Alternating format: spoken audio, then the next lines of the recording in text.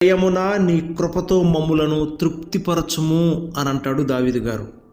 బైబిల్లో రాయబడిన వారు మాత్రమే కాకుండా దైవాశక్తితో ఉదయకాలమునే లేచి దేవుని వెదకిన కొందరు భక్తులు మనకి అక్కడక్కడ బుక్స్లో తారసపడతా ఉంటారు.